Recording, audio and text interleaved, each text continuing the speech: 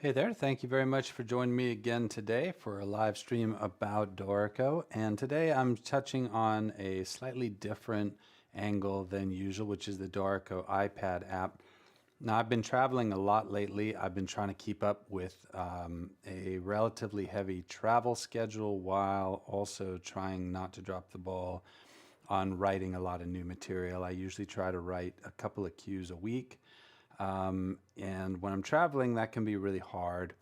So I, over time, have had to lean on whatever tools I could. Now, my main computer here in the studio is a MacBook, so I can technically take that remote.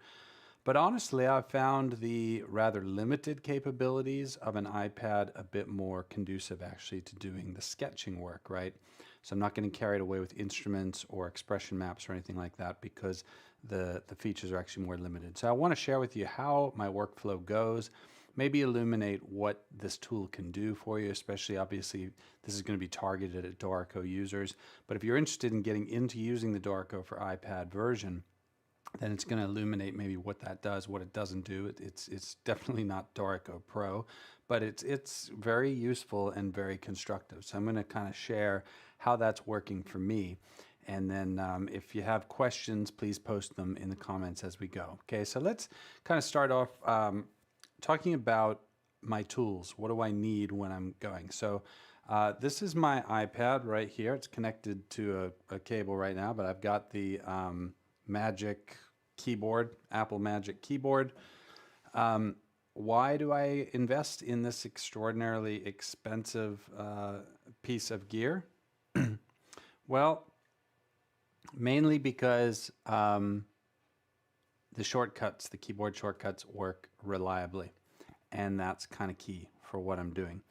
Um, the the expense of it, as well as the iPad, quite honestly, is more than the expense of a MacBook Air.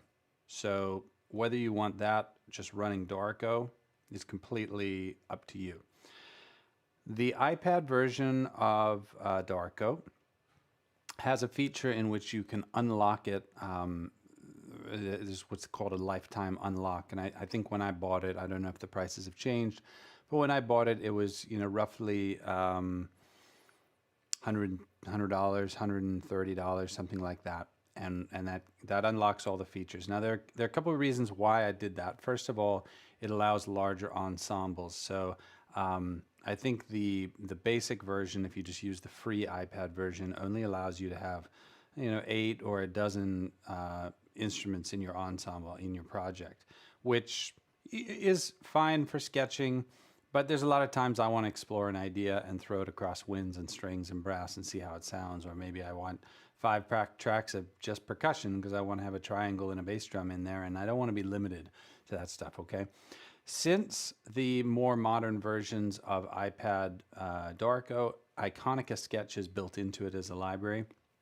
And so, although those libraries are definitely, in my opinion, not ready for prime time in terms of their sound quality, they are really adequate and effective for sketching. So you can get pizzicato strings out of them. You can get some articulation variety to kind of get your ideas across and sketch them out. So let me break in here to this view of the iPad and talk a little bit about what I'm doing. So I'm kind of trying to hold my iPad here so you can see my mouse. When I am sketching out, I typically follow this diary flow. And the idea here is that in setup, I have two flows down here. I'm going to use the mouse to direct your attention because I can't really zoom in and out of the screen as well on the iPad as I can on my computer.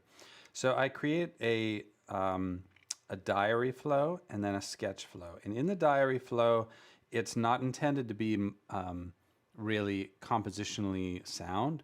It's a place where I sketch ideas. So for this particular example that I'm sharing today, this is like a dramedy cue. It wants to be punchy, jumpy, kind of upbeat, uplifting, sort of cheerful, comedic. And so I'm sketching out ideas that are appropriately so, things with eighth notes, things with sixteenths, things that are on upbeat, syncopated, things like that. And so I'm just sketching out ideas. And when I feel like I've got a handful of ideas, usually I try to aim for 3 or 4 ideas, depending on the kind of piece. Then I will work it into a sketch. And on the sketch, I am putting together like some phrases. Okay, so that's sort of my workflow. And I can do that very, very, very easily on the iPad. It's very easy for me to be able to jot down the ideas and sketch it out. Now, if you're used to using key commands, the vast majority of those are immediately accessible. So I hit enter, that puts me in note input mode. I type in a note like A or G and I get that. I can use Option and Shift to transpose, or Option to transpose by diatonic step. I can use the Q key to add in chords or dyads. So most of the keyboard commands that I've tried work exactly the same way on the iPad. Now the iPad is less configurable because you aren't able to run, say, your Spitfire libraries or your orchestral tools libraries there. But as I said earlier, Iconica Sketch really is very effective at just getting you to the point where you have a very playable solution. So it looks like I may have gotten logged out here. Oh, there I am. Okay.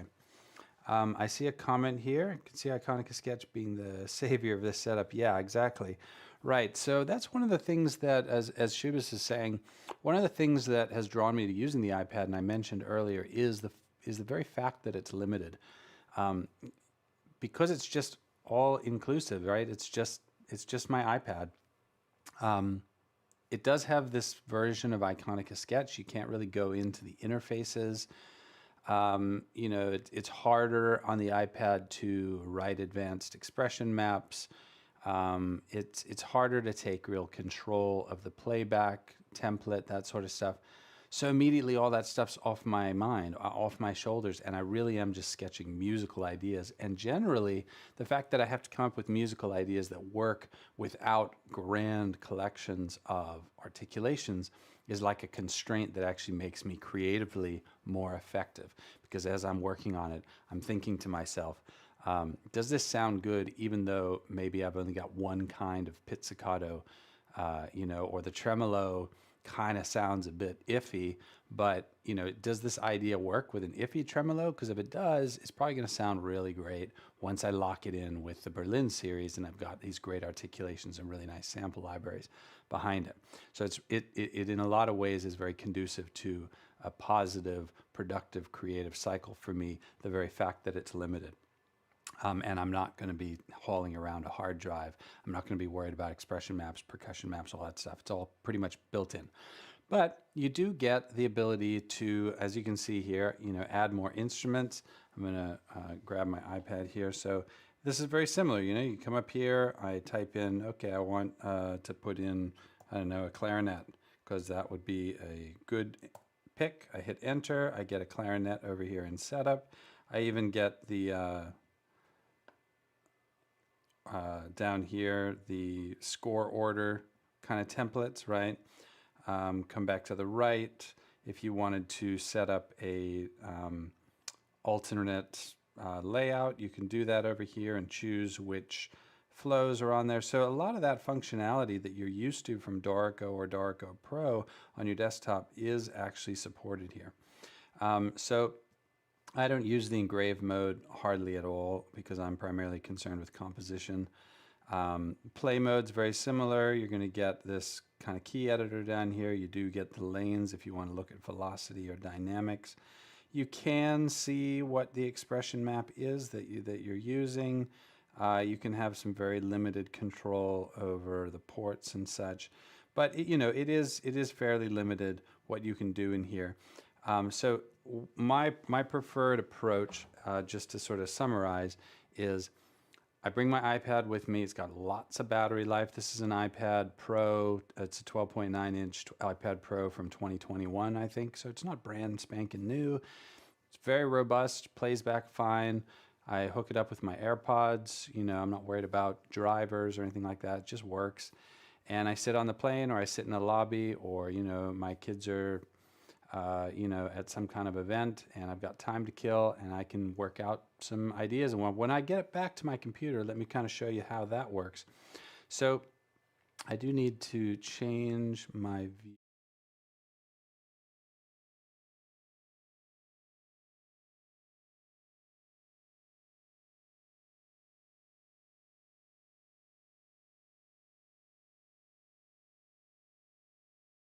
We'll go to this view so you can see me.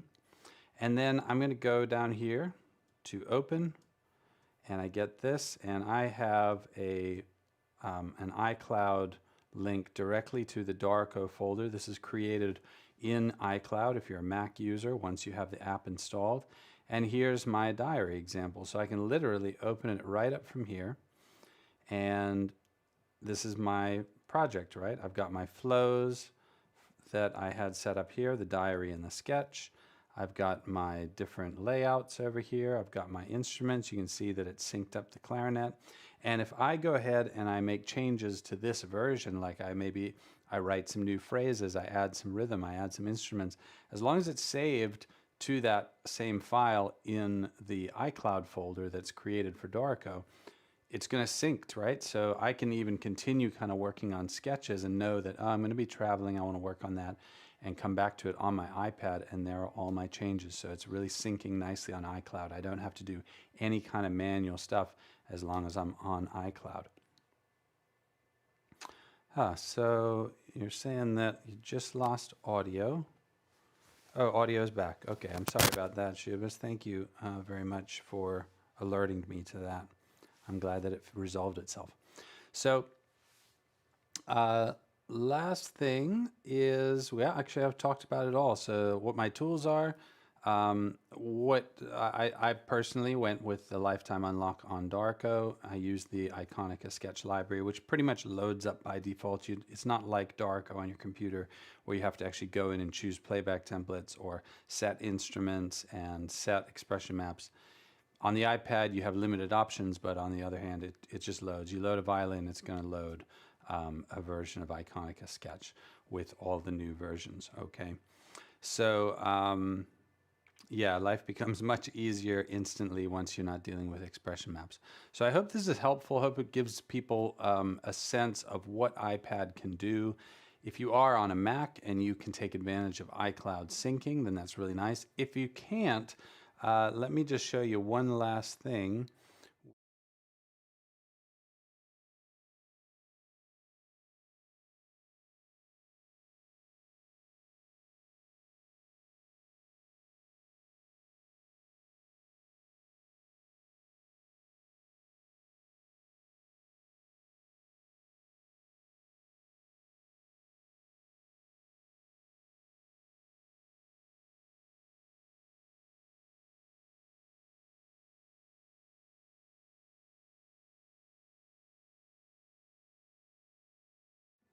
Losing you again. I think I might be. I hope the audio didn't go away there, but you can actually export the files from iPad. So if you are on Windows, you can still transfer them to yourselves pretty effectively. The Dorico project just works. But if you're on a Mac ecosystem, then you can use iCloud, and there's actually a setting in the preferences on the app to say I want to save all my projects to iCloud. And so even when I create a new project, it's immediately there in that iCloud folder. Okay, so yes, thank you, Shubhas. I think the audio goes away every time I was trying to share two screens at once. So I'm sorry about that. I'm not used to sharing my iPad screen on a live stream. I'm going to cut it off there so that I don't make this video too long. Thank you for those who do watch this after the fact. I appreciate very much that people are supporting my channel, watching. If you have questions, please ask. Thank you very much, Shubhas, for joining me today, and anyone else who's out there but maybe hasn't left a comment. If you have questions, again, in the comments, I'll see you on Thursday, and have a good